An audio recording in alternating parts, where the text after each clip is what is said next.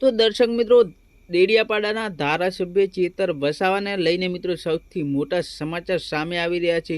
મિત્રો ગઈકાલે 15 નવેમ્બર એટલે કે બિરસા મુંડા જન્મ જયંતિના દિવસે મિત્રો નરેન્દ્ર મોદી ડેડિયાપાડામાં આવી રહ્યા છે અને ડેડિયાપાડામાં મિત્રો સભા યોજવાની છે.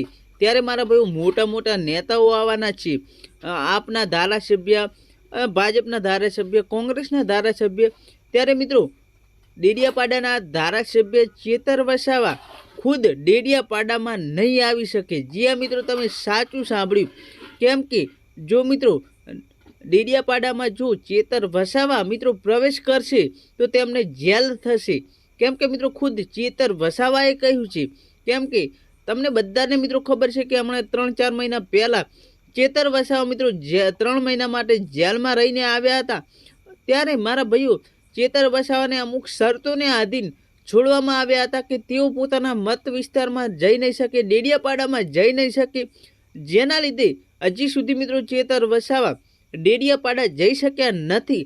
અને ગઈકાલે મિત્રો જ્યારે 15 નવેમ્બરે નરેન્દ્ર મોદી સાહેબ ડેડિયાપાડામાં આવી રહ્યા છે ત્યારે પણ ચેતર વસાવા ડેડિયાપાડામાં નહીં જાય અને જો જશે તો મિત્રો તેમના ઉપર કેસ થવાની પણ સંભાવના છે. તો મિત્રો હવે તમને શું લાગે, શું ગઈકાલે ડેડિયાપાડામાં ચેતર વસાવા જશે કે નહીં જાય? મોદી સાહેબે ખુદ તેમને આમંત્રણ આપ્યું છે, પરંતુ મિત્રો અમને લાગી રહ્યું નથી કે ચેતર વસાવા પોતાના માટે મિત્રો હવે આ બધું કરી શકે. તમને શું લાગે કોમેન્ટ કરી દેજો.